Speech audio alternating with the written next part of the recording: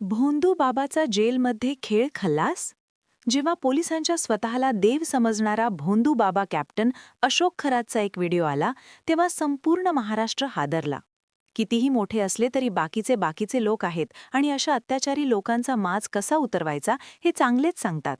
हा बाबा चमत्कार करायचा, पण याच्याच असा चमत्कार केलाय की शेकोटी पोलीस स्टेशनला कारण बाहेर पडला. त्याचा जो व्हिडिओ व्हायरल आहे, बघा, महाराष्ट्राला मोठा धक्का बसलाय. काही जणांना नाशिकला मोठमोठाला शोधून काढायला हवं, म्हणून ज्यांच्याकडे या ठिकाणी आणले आहे. समाजात धर्माच्या नावावर कसे साप सोडलेत आणि तुमची चूक फसवणूक होऊ शकते हे समजणे खूप आहे. एका माझ्या चंचू आयुष्य कसं उद्ध्वस्त होऊ शकतं नाही हे जाणून हा व्हिडिओ जाणून घेऊया. खरातवर वर्तमान, काळी जादू, जीवे मारण्याच्या धमक्या, नरबळी प्रतिबंधक कायदा आणि कायद्याने गर्भपात करणे असे एक भयंकर सामने आहेत. SIT सरकार करत असताना आता नाशिक क्राईम ब्रांचने याचा समावेश केला आहे.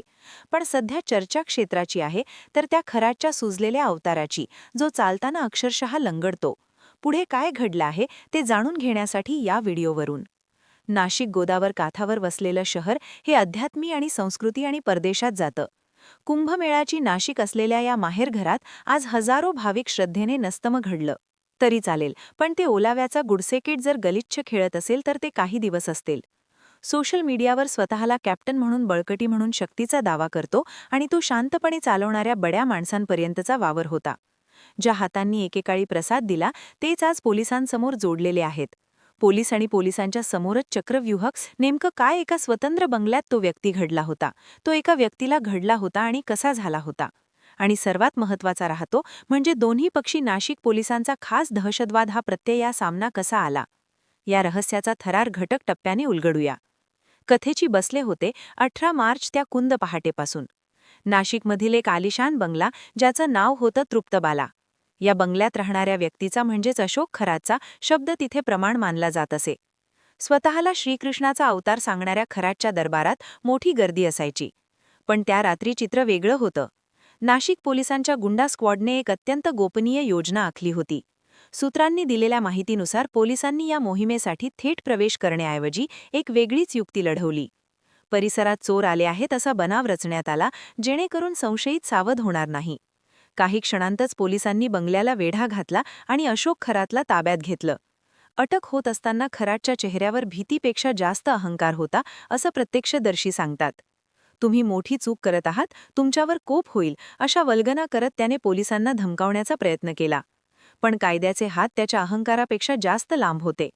अशोक खरातवर केवळ 1-2 नाही तर गंभीर स्वरूपाचे अनेक गुन्हे दाखल करण्यात आले होते. यात जादूटोणा प्रतिबंधक कायदा, अत्याचार आणि जीवे मारण्याची धमकी अशा कलमांचा समावेश होता. प्रकरणाचं गांभीर्य ओळखून या तपासासाठी विशेष तपास पथक म्हणजेच SIT स्थापन करण्यात आलं. सलग 3 दिवस दररोज 6-6 तास खरातची कसून चौकशी करण्यात आली. पण खरा ट्विस्ट तेव्हा आला जेव्हा हा तपास नाशिक शहर गुन्हे शाखेकडे, क्राईम ब्रांचकडे सोपवण्यात आला. गुन्हे शाखेच्या कार्यालयात चौकशी सुरू असतानाही खरात आपली दैवी प्रतिमा जपण्याचा प्रयत्न करत होता. तो सातत्याने पोलिसांना सांगत होता की तुम्ही एका अवताराचा अपमान करत आहात. मात्र तपास यंत्रणांच्या प्रश्नांपुढे ही शक्ती फार काळ टिकू शकली नाही. नाशिक पोलिसांची गुन्हेगारांना अद्दल घडवण्याची एक विशिष्ट पद्धत आहे, जिला स्थानिक भाषेत नाशिक पॅटर्न म्हटलं जातं. रविवारी जेव्हा अशोक खरात गुन्हे शाखेच्या कार्यालयातून बाहेर पडला तेव्हा त्याचं रूप पूर्णपणे बदललेलं होतं. जो माणूस काही दिवसांपूर्वी ताठ माने फिरत होता तो आज 2 पोलीस कर्मचाऱ्यांच्या खांद्याचा आधार घेऊन लंगडत चालत होता. त्याच्या अंगात आता कसलीही शक्ती उरली नव्हती. कॅमेरासमोर तो अत्यंत दीनवाण्या स्वरात म्हणत होता, आता अंगात ताकद उरली नाही.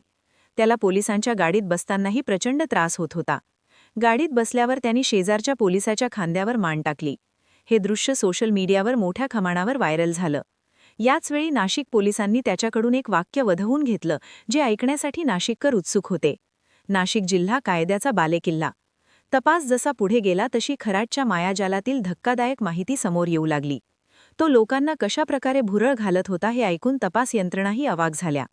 त्याच्या ईशान्येश्वर मंदिरात त्याने एक रबरी साप ठेवला होता, जो रिमोटवर चालत असे.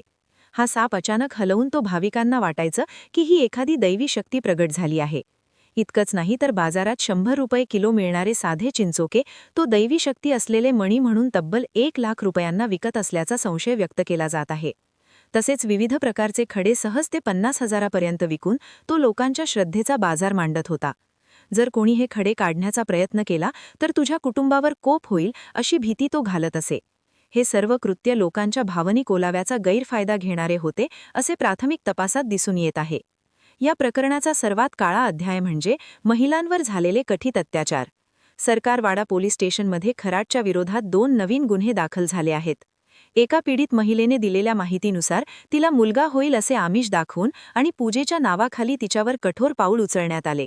तिला सापाची आणि वाघाची कातडी दाखवून घाबरवण्यात आले होते. दुसऱ्या एका प्रकरणात कौटुंबिक वाद मिटवण्याच्या नावाखाली एका महिलेची फसवणूक करण्यात आली.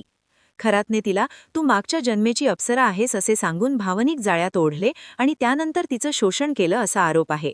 या प्रकरणांमध्ये पोलिसांनी BNS कलम 63 आणि इतर गंभीर कलमानुसार गुन्हे नोंदवले आहेत, ज्यामध्ये 10 वर्षांपर्यंतच्या कारावासाची तरतूद आहे. अशोक खरात सध्या 24 मार्चपर्यंत पोलीस कोठडीत आहे. पोलिसांना त्याच्याकडून आणखी बरीच माहिती काढायची आहे. त्याच्याकडे 100पेक्षा जास्त आक्षेपार्ह व्हिडिओ असल्याचं समोर येत आहे. ज्याचा वापर तो ब्लॅकमेलिंगसाठी करत होता का याचा तपास सुरू आहे. सध्या खरातला एका अज्ञात स्थळी हलवण्यात आलं असून तिथे गुन्हे शाखा आणि SIT त्याचे धागेदोले कोणाकोणाशी जोडलेले आहेत याचा शोध घेत आहेत. सिन्नरमधील मंदिराचा पुजारी तिवारी आणि तिथले मजूर यांचीही चौकशी करण्यात आली आहे. त्याच्या ट्रस्टचे विश्वस्त आणि त्याला आश्रय देणारे बडे मासे आता कायद्याच्या रडारवर आहेत. या संपूर्ण कथेचा सर्वात मोठा उलगडा असा आहे की खरातवर फक्त फसवणुकीचेच नाही तर जमिनी बळकावणे आणि जमिनीच्या वादातून रहस्यमयी शेवट हत्या घडवून आणल्याचेही आरोप शिर्डीतील शेतकऱ्यांनी केले आहेत. जो माणूस स्वतःला देवाचा अंश मानत होता तो प्रत्यक्षात गुन्हेगारीच्या विळख्यात अडकलेला एक सामान्य आरोपी ठरला आहे. अशोक खरात सध्या आजारी असल्याचं सोंग घेऊन हॉस्पिटलमध्ये भरती होण्याचा प्रयत्न करत असल्याची चर्चा आहे, जेणेकरून तो चौकशी टाळू शकेल. पण नाशिक पोलिसांनी ज्या प्रकारे ही केस लावून धरली आहे त्यावरून तरी त्याच्या अडचणी संपण्याची चिन्ह नाहीत. शेवटी जेव्हा तो लंगडत चालत होता आणि नाशिक जिल्हा कायद्याचा बालेकिल्ला म्हणत होता तेव्हा तो केवळ एक आरोपी नव्हता, तर तो त्या सर्व ढोंगी लोकांसाठी एक धडा होता जे श्रद्धेचा गैरवापर करतात. ताकद उरली नाही असं म्हणणारा खरात आता कायद्याच्या पिंजऱ्यात बंदिस्त आहे. मित्रांनो, तुम्ही या व्हिडिओमध्ये पाहिलत की कशा प्रकारे नाशिक पोलिसांनी एक ढोंगी बाबाचा माज उतरवला आहे. पण फक्त प्रश्न एका अशोक खरातचा नाहीये. प्रश्न आपल्या समाजाचा आणि आपल्या श्रद्धेचा. खरं सांगायचं तर आजच्या काळात विज्ञान इतकं पुढे गेलंय, पण तरीही आपण अशा भोंदू म्हणजे जाळ्यात अडकतोच कसा? रिमोटवर सारणारा साप दाखवून जर कोणी स्वतःला देव म्हणत असेल तर विचार करा की तो आपल्याला मानसिकतेचा किती चुकीचा फायदा घेतो. नाशिक पोलीस ठाणे जर बालेकिल्ला म्हटले तर खरोखरच कायद्याचा बालेकिल्ला ठरलाय. पण अशा घटना समोर येतात तेव्हा मनसून सुन्न होतं. महिलांवर झालेले अत्याचार, नरबळीचे प्रयत्न आणि लोकांच्या कष्टाचे पैसे लुटणे हे माटून फक्त आपण नक्की कोणत्या देशात चाललोयत?